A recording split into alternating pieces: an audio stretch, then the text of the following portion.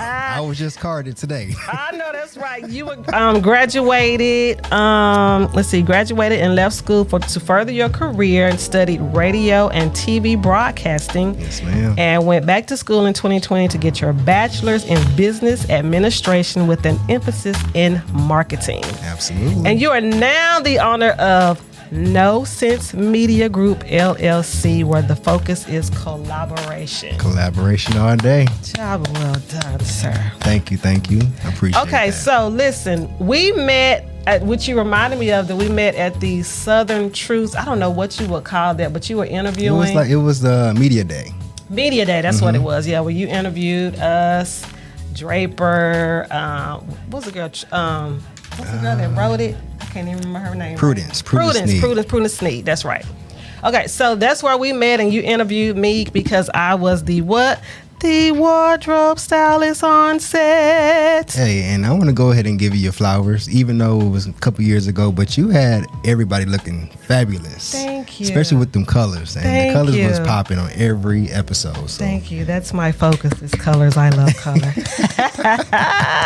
Okay, so I want to start with, so in your bio, you mentioned that, okay, you had radio experience and you worked at a radio network for a talk show for 4 years. Mm-hmm. So tell me, what was your experience with the network and what did you gain from that experience? Oh, man. So loaded question. What was my experience at the network? Mm-hmm. Yeah, it was a cool experience. You know, I met a lot of different people, a lot of different individuals that was talented. And shoot, I rose up in there.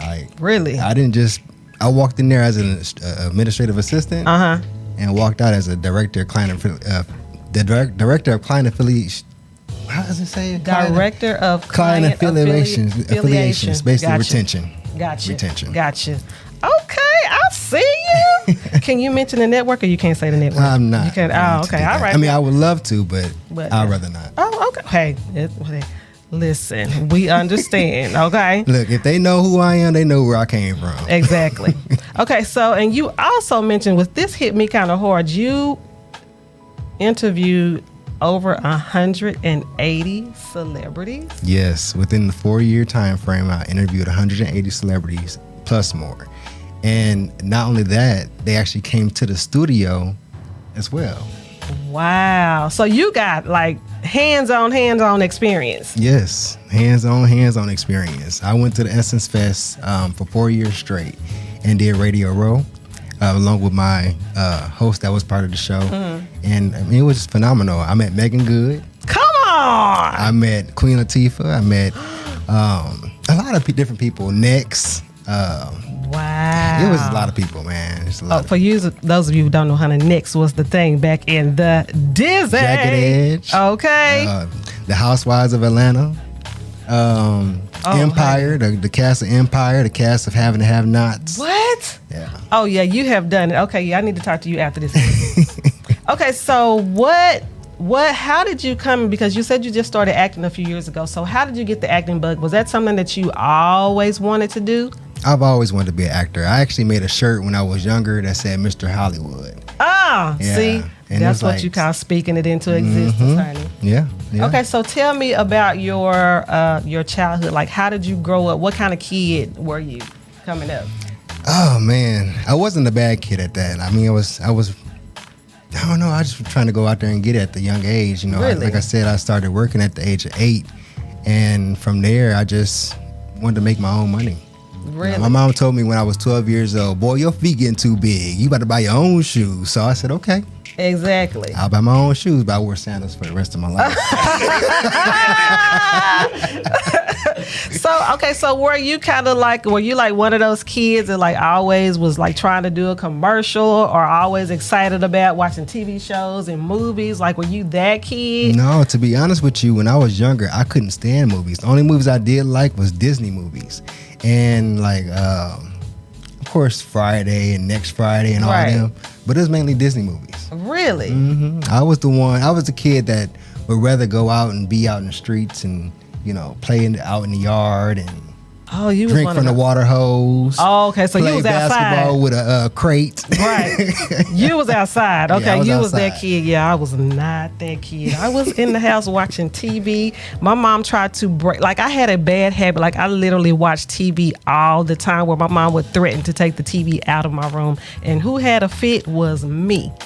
I'm serious. Like, I've always been. I don't know why I'm not on TV to this day. I should be. You should be. But I have just always been drawn to, actors and music and movie plays. Like, I'll tell you something. The first music that I was ever interested in was like big band. Band. Orchestra. Music. Yeah. And that's crazy for somebody who's like 12. But like, that was my interest. Like, I've always had this like real broad interest. But anyway, that's my story. This show ain't about me. Okay, so how do you feel about the strike, the writer's strike, the acting strike that's going on right now? Tell me your thoughts about that. I mean, as you know, if we go on strike, it's needed for some reason. And I really don't have too much to say about it, because I really haven't read into it like that, because I kind of keep all that news away from me, because it's kind of negative to me. Gotcha. It's not on my vibration. Okay. But I would say that the way I feel about it, I mean, everything is needed. And with these actors, actors were getting paid big money back then. But now, because of streaming, things has changed. Okay, so that's what it is. So basically, because everybody streams, the actors get paid less.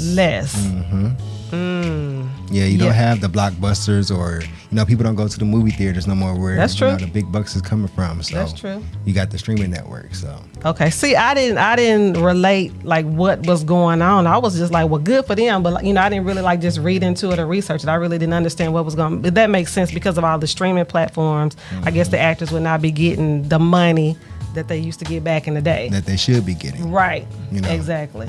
So. Okay, so tell me, like, how, I want to go back to this because I really want to know, like, coming up, yeah, like I want to tell me some stories about growing up, like some of your like situations as a kid or a high school or college. Like give me some crazy stories, because I know you got a backstory. I do. I have a.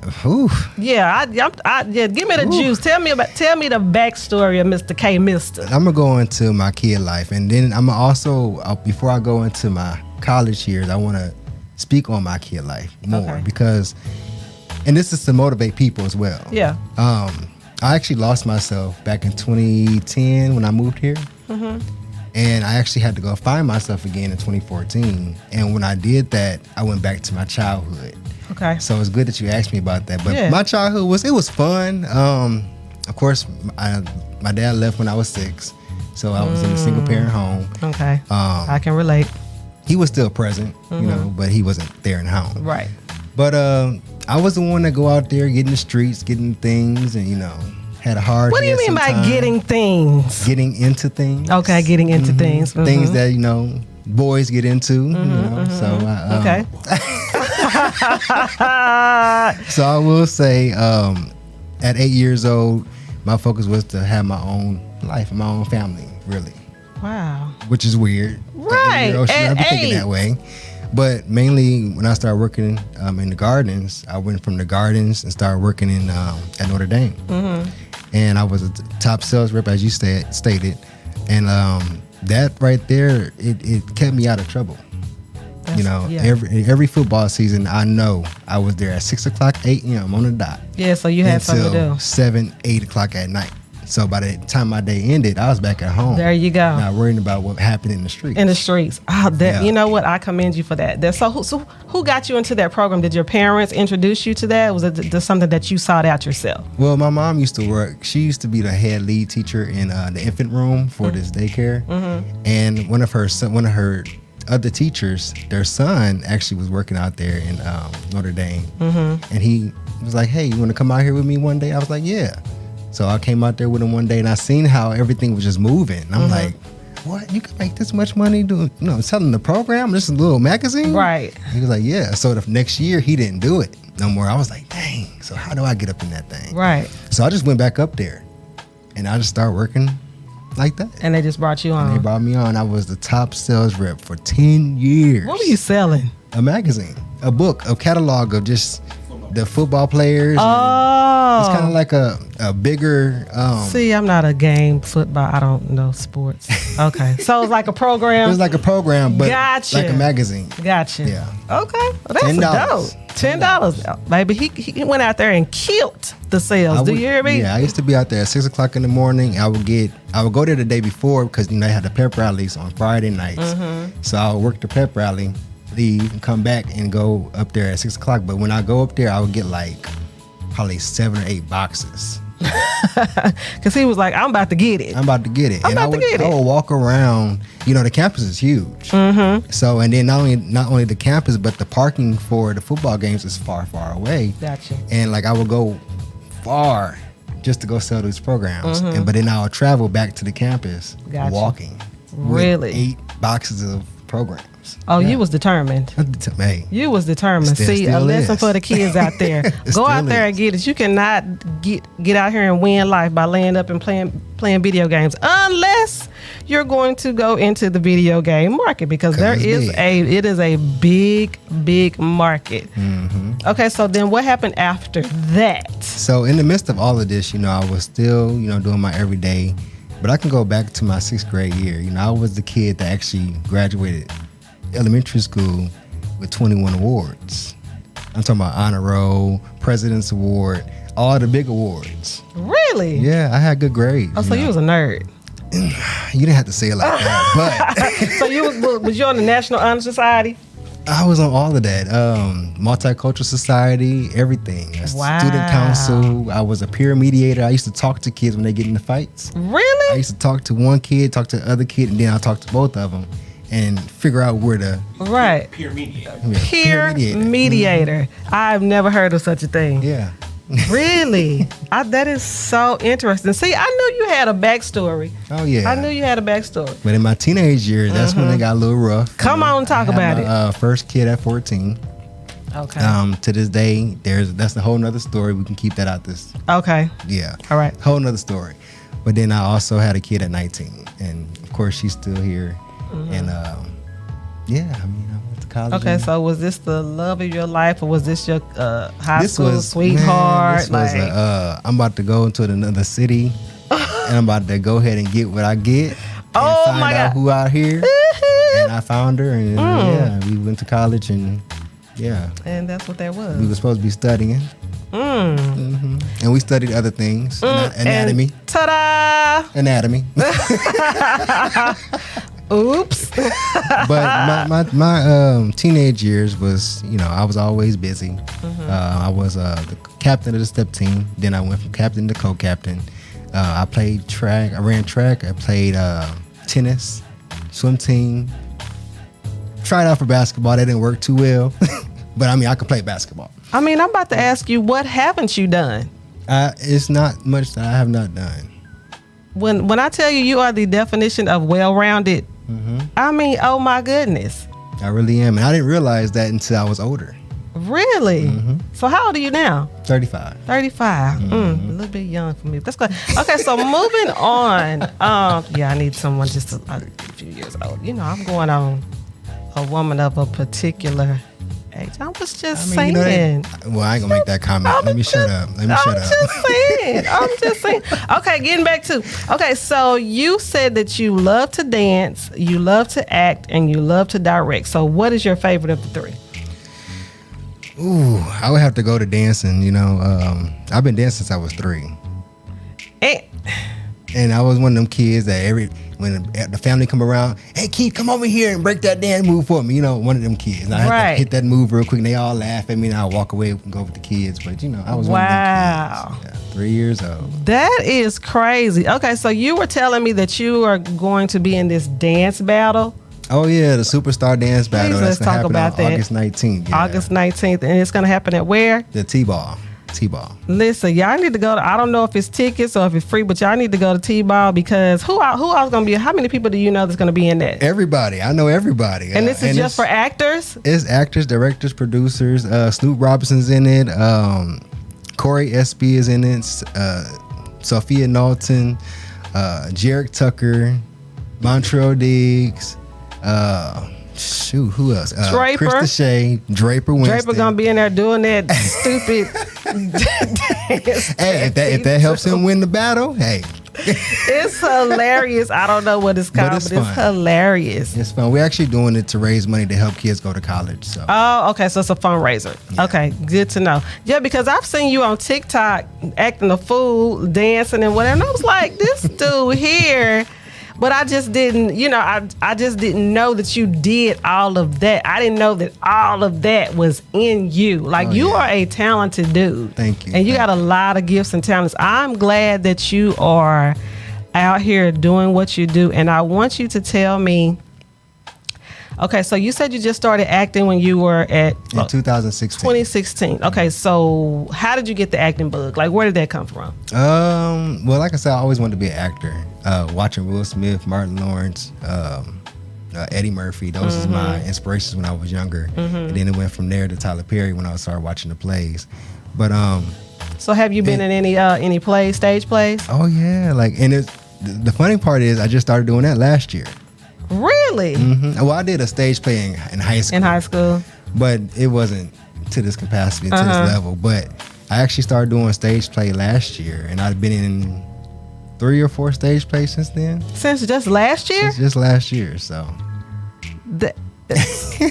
I'm telling you, this is astonishing to me because for you to have accomplished all that you've been, I don't stop. And it actually, like you asked me about the acting, it started in 2016, but it started at the radio station. Okay. And, I interviewed Snoop Robinson, and he was like, hey, I'm having a movie coming out, or I'm about to start filming a movie. And I was like, okay.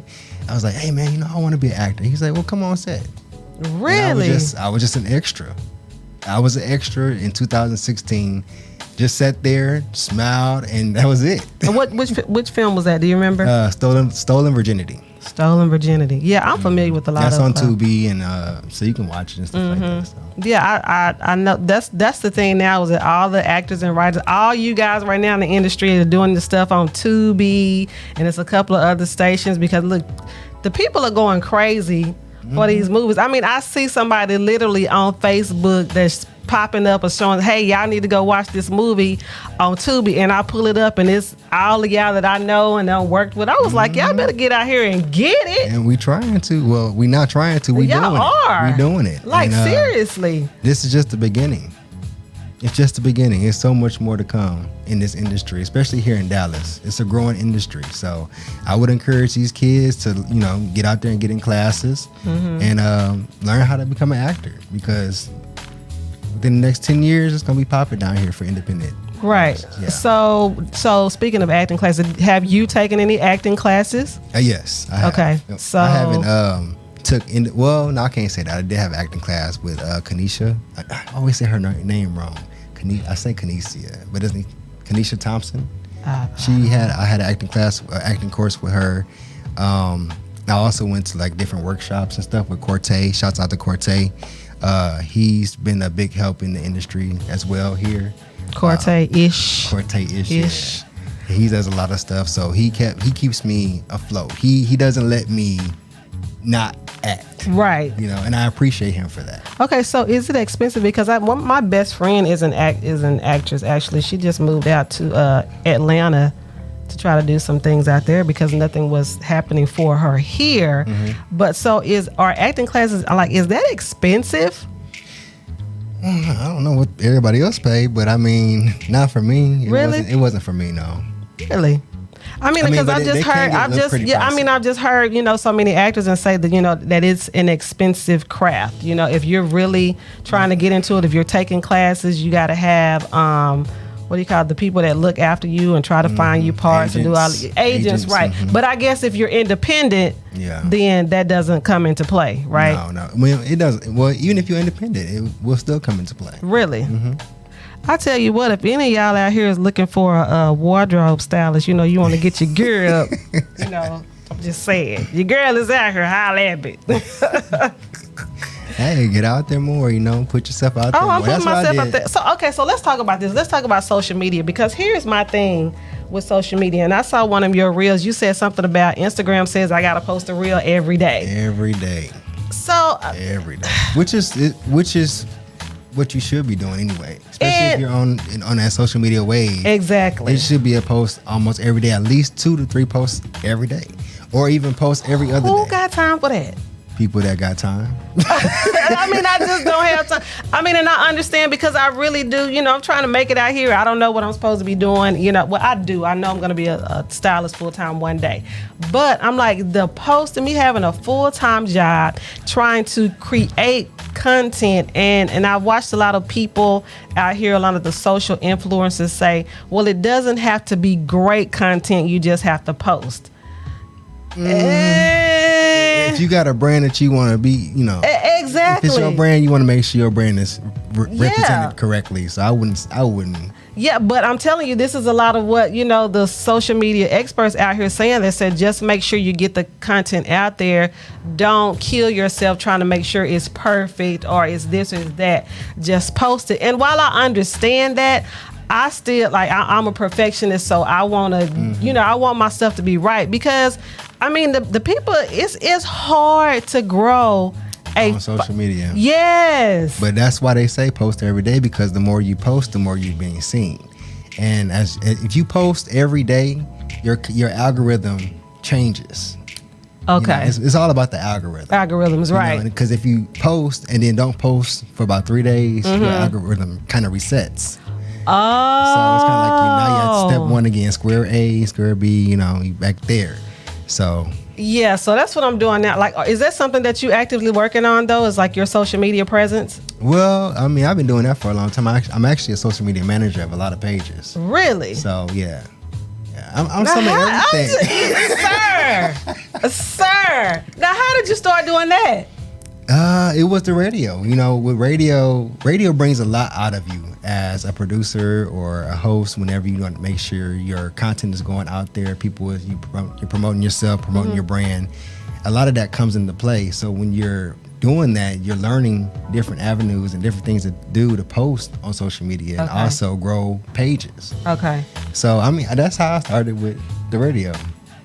I mean, because I'm out here, because I think I actually got on Instagram like back in 2014, right? But that was when I was still scared of it. And I actually thought it was just for superstars, celebrities.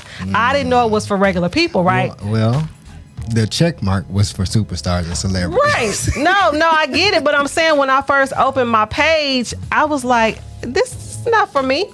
Because I just didn't, listen, I was one of those people that was scared of computers. Like, I was like, I'm not ever going to work on a computer ever. And then the computers took over. But, you know, I'm from the old school. Let's just be real. You know, with social media being what it is now, today, is completely different from what it was before. You know, MySpace was my first thing that I jumped on. Right. And MySpace, and then went from MySpace to Facebook. But Facebook was only for college students at first. Oh, so hence the movie. Right. So that's why they moved. When they moved everything for anybody to be able to join, that's when all the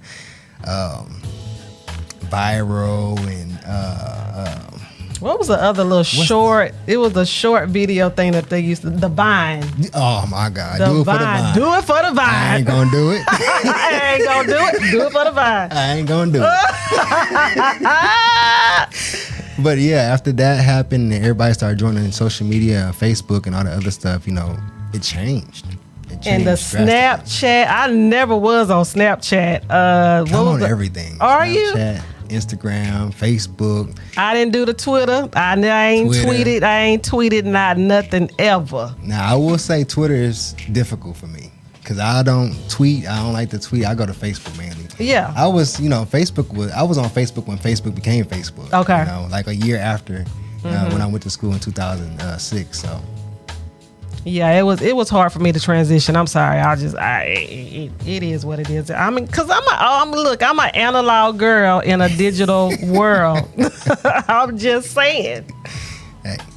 But so now for me, what I have to do is, like you said, I got to remember to, you know, try to post every day, try to make sure my content is good, you know, and try to make sure that my personality. Well, we're not going to try. We're going to take try out. Okay, we're going to take tryouts. Okay, we're going to take out try. I'm going to do. Thank you. Yeah. See, this is what I need right now. Yeah. I like you. Yeah. I mean, and then honestly, when the content that you post, it just has to be relevant to who you are, what you're doing, or what you're promoting, what you're branding. Exactly. And as long as it's relevant to it, you could take a picture of that wall right there and just post it and say, I'm loving seeing the scenery. You know what I mean? Hashtag scenery. Right. You know, something like that. And that's what I have to learn, is that it needs to be relevant, because before I was just posting a lot of just stuff that I like, but it was not relevant to who I am and my brand. And I just had to learn that. Like, that's something that I actually had to read. I'm going to YouTube University. And I'm serious. This is how I'm just learning it, all this information and everything that I need, because I didn't have a clue. I'm just going to tell you. YouTube got everything. You can Google whatever you need to know. Exactly, because that's literally how I'm learning everything. And that's okay, because that's what it's for. Colleges use Google Scholar. It's just like Google. So see, I'm out here learning. Research. I'm researching, and I hate research. So now I want to get into tell me how you got into directing. Were you writing first? Well, no. Actually, that was my first script. Homeboys was my first script I actually wrote and finished. I have started the other stuff, but I never really finished it. So you never wrote for any of the other plays or independent. So this is your actual first major writing. I would say major writing, because I completed everything. You know, of course, I have another script that I did years ago. I have a book called Ouch that's not finished. You know, it's stuff that I've started, but it's just still lingering. Okay, so what made this project so special that you like took it to fruition? God. God made this happen. I just got chills saying that, because it was literally God. I just wanted to do something different, and I asked God. I said, "What is it? What is my purpose?" You know, this is when everything was forming with No Sense Media Group. I just was asking these questions, and He showed me Homeboys, and I was like, okay, so let me go ahead and start writing. So once I started writing, I actually completed everything as far as the script go, and then I questioned myself. I said, I don't think this is for me. I don't think it was for me. And I was just so, maybe I shouldn't do this. So I actually took the time out, and I went down to my garage, and I just asked the question to God. I said, God, I don't think this is for me. I said, if this is not for me, let me know now before I take this big major step and then fail. I sat there for a minute, it got quiet, and His words to me was, don't worry about the resources. The resources are already there. And I jumped. I'm like, wait a minute, because I never heard God voice that vivid before. I never heard His voice like that before. I've heard it, but it was like bits and pieces. But He gave me a whole sentence, and I'm like, don't worry about the resource. The resources are already there. Like, when I heard that, I kind of jumped. Like, wait a minute, God, is that you? Right. Right. Yeah, and from that day forward, the resources start pow, pow, pow, pow, pow, just start forming, and I'm just like, God, and it's still going to this day. Wow. His words to me is still forming into my destiny. Okay, so the idea of Homeboys, I'm sure came from God as well. But how did the story come to you? Like, where did the idea? Is this based on something that you went through yourself, or is it based on somebody that we know? Like, how did it come about? So the way I write, I write based off my experiences, the things that I've been through. So yes, Homeboys, there's a character. Well, actually, there's a piece of me in every character. Interesting. There's a piece of me in every character. The main character, the lead character, shouts out to Joseph Mason. He played Chase, but he has a lot of my story within him. Okay. So all that talk that he did with his mother, that was me and my mom. Him wanting to grow up and become. I can't tell y'all the story, yeah, you but can. I can't tell y'all the story. I haven't seen it yet, so I'm gonna watch it this weekend. So I hadn't had a chance to see it yet, but yeah. So I ain't gonna tell you no more. Yeah, okay. So, but you can tell us what the premise of the movie is. A boy does. It's about two college students that went to school together. Well, actually, they grew up together. Wanted to go into business together when they grew up. They go to college, they graduate, one of the boys actually, is in some major stuff all the time, has always been. But in order for him to actually go into business with his friend, he had to change things around him. And if he couldn't do that, then it was not going to happen. Exactly. And I like the story. Yeah, it's deep. But for as far as the best friends, that's actually me and my best friend. Okay. Well, not best friend, but it was a white boy I was friends with back in the day. And I use a lot of his story for the white boy story. Gotcha. But I also reverse the roles as well. So the black boy is the valedictorian. He's the one with the businesses. He's the one that has everything. Right. Where the white kid is the one that's always in trouble or going through some things or alcohol, I know. Make us the good guy for once. I had to, because one thing about movies, I've always watched the black guys be the bad guys. And I'm like, why? Yes. And why can't we ever have a good ending? Exactly. Well, my homeboys don't have a good ending. I'll tell you that. It's a good ending, but it's an ending that's, You did it. You got to check it out. I'm going to check it out. I'm going to watch it. Be like, golly, man, we just can't ever come out winning. Hey, we winning anyway. As long as we know that we are here on earth, we still winning. As African Americans, we still have a space in this world, and we just got to utilize it correctly and understand that we need to come together in order to do that. It's not an individual thing. Right. So, collaboration. That's the name of the thing. Okay, so give me some of you said you were in the one stage, so tell me some of the stage plays that you've been in. So my first stage play was called the Worst 32 Days. Shouts out to Keisha Simone. She is actually about COVID. It's a story about her life. It's a true story, actually, of what she went through when she lost 3 of her heartbeats, basically. Oh, wow. Her mother, her grandmother, and her uncle. They all caught COVID, but they all passed from COVID. Oh, wow. And that's heavy. Yeah, we got on stage, and actually 9 of us actually caught COVID.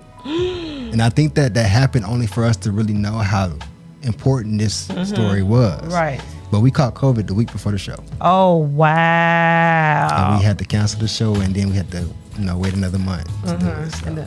That's crazy. But that was the first one. And then the second one, I don't know if I can say this in here, but it's how many frogs do you have to get to your prince? Listen. So that was the second one. And then also, I do stage managing too. So I was stage manager for,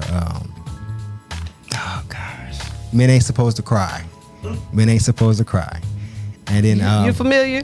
The DJ say he familiar. And look, and then recently we just came from Atlanta last month, doing A Secret Lie in Love. Secret Lie in Love, okay. And then what is the Superstar? That's what's coming later. Okay, Kings of Dallas. Were you in that? I was in Kings of Dallas. Listen, I'm trying to figure out how did I miss getting in King of Dallas? I don't know. Because everybody in Dallas is in it. I know. That's what I was mad about. I'm like, how did this opportunity pass me? I guess the Lord said it wasn't my time. Okay, so you're going to be doing Homeboys. One thing you said, is there going to be a Homeboys 2? It's going to be a Homeboys 2. Then I haven't really made the final decision if I want to have a Homeboys 3. But most likely it's going to go from Homeboys 2 to Homegirls. I like it. So... I like it. Okay, let me ask you this. You said you have 2 kids. Okay, so I will say this. I have 2 kids. One of my kids, I don't know. Never met. Okay. They said he died at birth, and I just found out in 2017 that he's still alive. So that, like I said, that's a whole nother story. That's a situation. That's a whole nother story. Okay, and, so we're not gonna get into that. It's a lot of things. Let's go back to the kids. I'm about to go back into that story. Okay. But I had a kid at 14. I had a kid at 19. But my girl is here. Okay. And I know her. So I know that's right. You have a great relationship with your daughter right now? We growing. We working on it. It's under construction. Yeah, everything's under construction. Under construction. Hey, that's how a lot of that's everyday life. It's under construction. Would I like to have a wonderful relationship? Absolutely. I always wanted to. But there's not just me and her. Right. There's you got there's other people involved. Absolutely. All right. Well, listen, you guys, we're going to take a quick break and we will be right back with Mr. K, with K, Mr. Larry.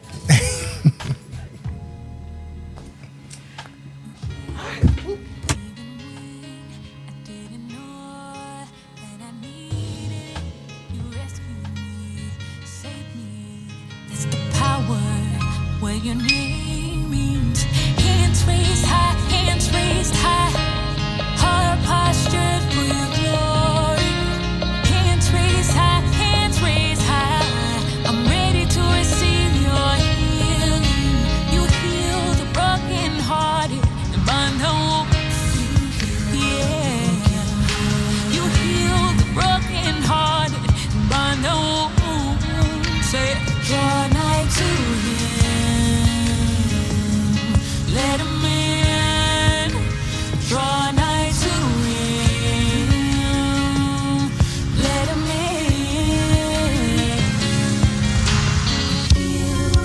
Even when I didn't know that I needed it, you rescued me, saved me. That's the power of where your name means. Hands raised high, heart postured for your glory. Hands raised high, I'm ready to receive your healing. You heal the brokenhearted, bind the wounds. Yeah, you heal the brokenhearted, bind the wounds. Draw nigh to him, let him in. Draw nigh to him, let him in.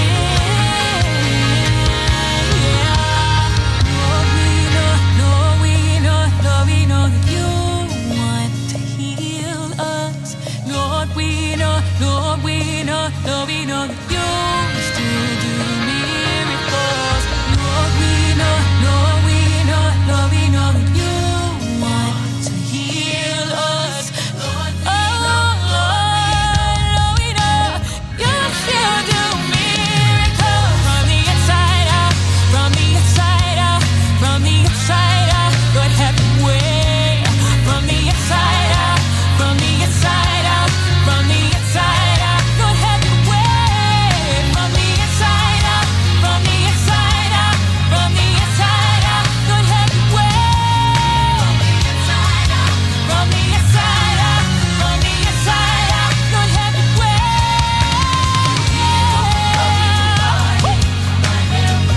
You heal the brokenhearted.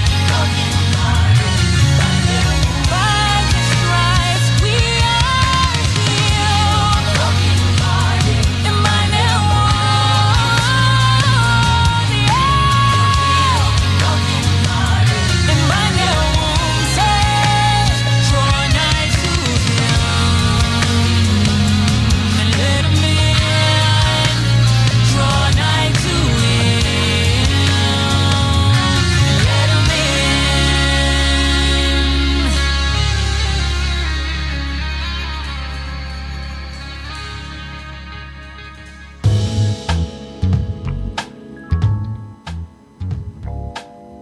Okay, we are back, guys. Welcome back to the KFLO Show with my guest, K, Mr. Larry. So we were talking in the break about this 16-year-old, and I want you to share this story or stories. Go for it, because you said something about having 9 lives and getting crushed by a bus. I don't know, but I need to know the juice. Go for it, sir. Yeah, I'm gonna make it quick though, but back when I was 16, I did have a gun to my head.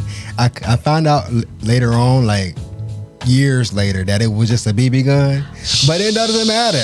It doesn't matter. Right, a gun is a gun. When I'm telling you the fright that I was, I was just so scared in that moment. Right. At 16, having a gun to your head, it's like, what do you do? It's like, what do you do? And I'm like, what did you do? So, of course, I watched Rush Hour. I tried to take the gun. But the thing is, when oh my God. I thought I could do what I seen in the movies, right? So at that time, like my mind was just racing, like, what do I do? What do I do? What do I do? So what I did was, and I was told something a long time ago, whenever you are running from a gun, never run straight, always run zigzag. Okay. So I stopped the gun and I ran zigzag. Yeah, I look crazy going across this field running in zigzags. But you're trying to, I'm trying to save my life, right? You know. So that happened to me when I was 16, and then when I was in college, I actually almost went underneath a semi. My tire fell off, and I almost went underneath a semi. Oh my God. Yeah. And then 2007, when my grandmother passed, shouts out to my great grandmother, love her, rest in peace. I was actually on my way from school to go visit her. Well, not visit her, but for the funeral and stuff like that. And there was, when I just got into Niles, Michigan, there was an exit. And I was waiting behind another semi. And all my CD case, this is when CDs was in, right, back in the day. Right. My CD case actually fell onto the ground and all my CDs came out of it. So I'm, moving everything and just picking it all back up. But something told me, look up. When I looked up, I saw a semi coming down the ramp, full speed. So I'm like, what do I do in this moment? Oh my God. Literally, I took my steering wheel and just moved over to the left. That semi went past me and past the other semi that was in front of me. So just imagine if I wouldn't have moved. Oh my God. If I wouldn't have moved, I would have been smashed in between two semis. Okay, so the Lord has been sparing your life for a long time, sir. Yes, and that's why I know I got a purpose. Right. Because how could you not know that you, baby, If I wouldn't have looked up, by the grace of God. I'm telling you, when I got to my mom, my eyes was just big, huge. And she was like, baby, what's wrong? And I'm like, my mom almost died. Like, I almost died. I almost got smashed in between two semis. And she was like, baby, it's going to be all right. Not knowing I was already in my feelings when my great grandmother passed. Right, So right. Hey. That is so traumatic. Let me tell you, this is why I don't drive on freeways today. Because I have a serious anxiety about driving on highways, right? And not to mention that I have a really good friend of mine. Her dad passed away.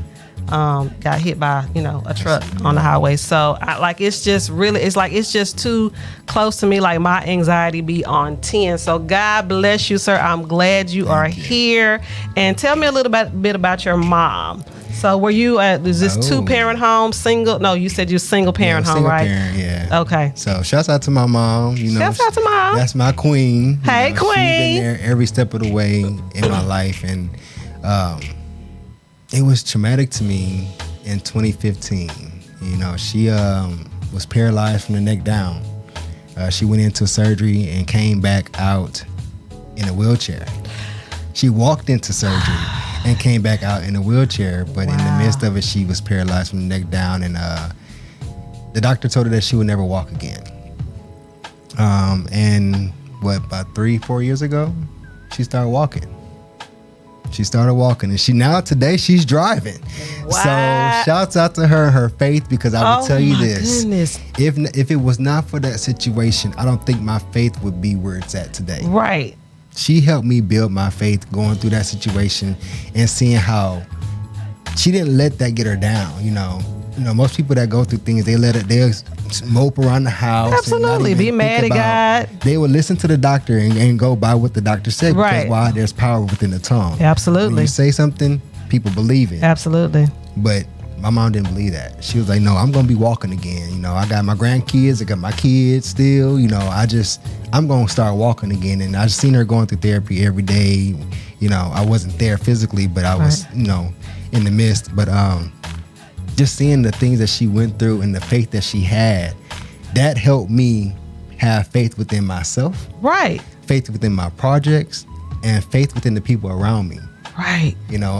Of course I can see through people. Of course, that's another story. That's a beautiful faith story. Wait, what do you mean by see through people? You talk about discernment? Yeah. Discernment, yeah. I read people, and sometimes it's hard not to read people. But at the same time, I'm grateful to have that gift. That's a gift. Because I know who and what and when I don't need to be in a situation. Absolutely. Sir, high five. I have the same gift. And let me tell you what's crazy. Everybody don't have it. Everybody don't have it. And that's why we're not original.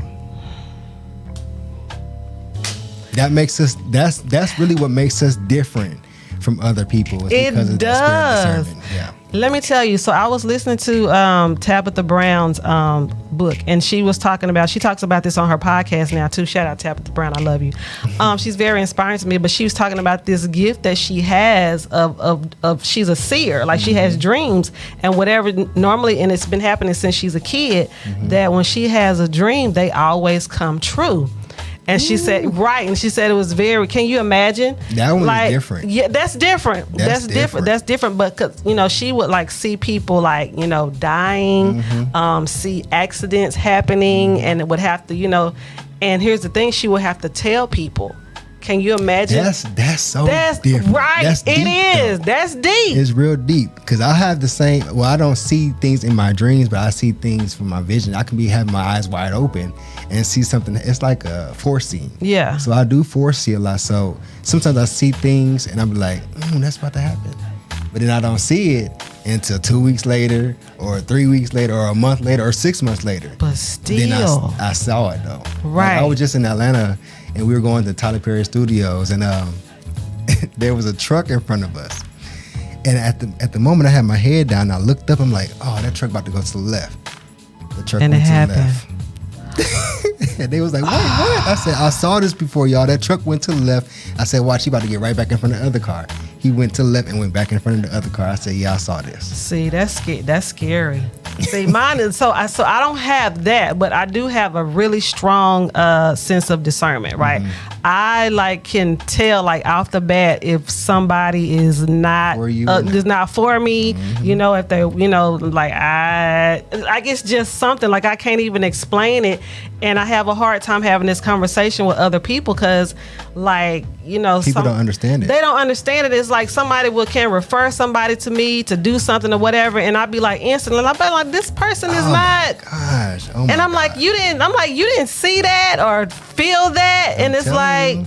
But it has happened several times where I've been in situations based off a referral from somebody else, and I'm like, this person is not who you think they are, and I'm like, I'm like, then I be questioning. I'm like, is you talking to God? I'm like, how's your relationship with the Lord if you didn't recognize that? But I understand that it's a gift, and everybody don't have it. But I'll also say this, and you probably haven't tapped into this part of it, but they were sent to you as a referral for a reason, not for what they wanted, but for what you had to offer to them. There was something that you had to give them that I ain't get up nothing. But most of the time when people are introduced to us, especially with the spirit of discernment, there's a message for them. Okay. I don't know how we give that message to them. Sometimes I don't even be knowing what the message is. Right. But I know that they're supposed to receive something, and then whether it's for instance, I have a couple people that come to me through website work. I do website design as well. Oh Lord, what don't he do? Jesus, Lord Christ. For website work, but then like you said, you know how they're gonna operate, so you don't put too much into it. Yeah. So I went through a couple websites and I went deep into their websites to try to help them build a better website. And it's something inside of me was like, they're not gonna move forward, so don't give them all your information, right? Right. But I didn't listen to that. So by the time I, gave the information back to that person, it was like, okay, well, I want to pay you for reading mine or going through my website. I'm like, okay, that's fine. Well, I gave you a breakdown of what the cost would be if you move forward. Right.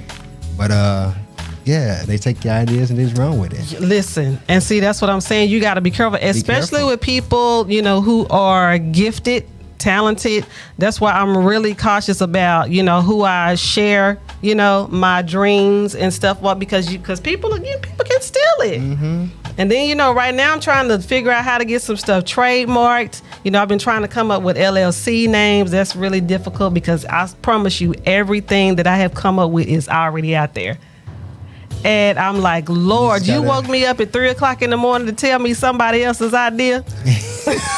I'm like, I've been up all night. Listen, even if it's somebody else's idea, that don't mean you have their blueprint, but it's an idea for you to create a blueprint. Yeah, but you the LLC stuff, you can't really. If somebody already got it, that's what I'm saying. The name. That's what I'm saying. The name. Like if it's already out there, it's already out there. Okay, listen, we got a couple of minutes left, so I want to get back to Homeboys because this is what you're working on right now. Yes, so I want you to tell people where they can see it. Okay. All that good stuff. You may want to tell us some actors who are in it. So all that good stuff. Well, first I want to say shouts out to DeMarcus Bailey. I appreciate him for bringing me in on this project and actually being my EP for the project. Mm-hmm. But shouts out to all the cast. The cast was phenomenal. I did auditions, so I didn't know a lot of the individuals. Mm-hmm. And I did that purposely because I didn't want to just handpick. Handpick, right. But some of them I did handpick as well. Mm-hmm. But shouts out to the cast. Joseph Mason, James Burleson, Kia Leone, Corey Espy, LaToya Brown. I'm missing somebody. Well, I'm missing somebody. All of them. Shout out to all the cast. Shout out to all y'all. But yeah, it was just a phenomenal situation. But they can go ahead and catch it on Peacock. Actually, it was released on Peacock first. Okay. So it was on Peacock, Tubi, Vudu, Hoopla, Amazon Prime. It's on liner stations as far as LG, Vizio, Roku. Yeah. That's it. All right. Listen, I want to ask you how much time we got, sir? 1 minute. I'm going to ask you these questions real quick. Just rapid fire questions. Okay. Seafood or soul food? Oh, shit. Seafood. Salty or sweet?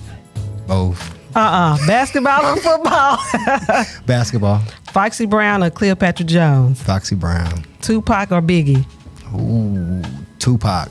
Boys in the Hood or Dead Presidents? Boys in the Hood. Kendrick Lamar or Lil Wayne? Lil Wayne. The Jeffersons or Sanford and Son? The Jeffersons. Coming to America or Harlem Nights?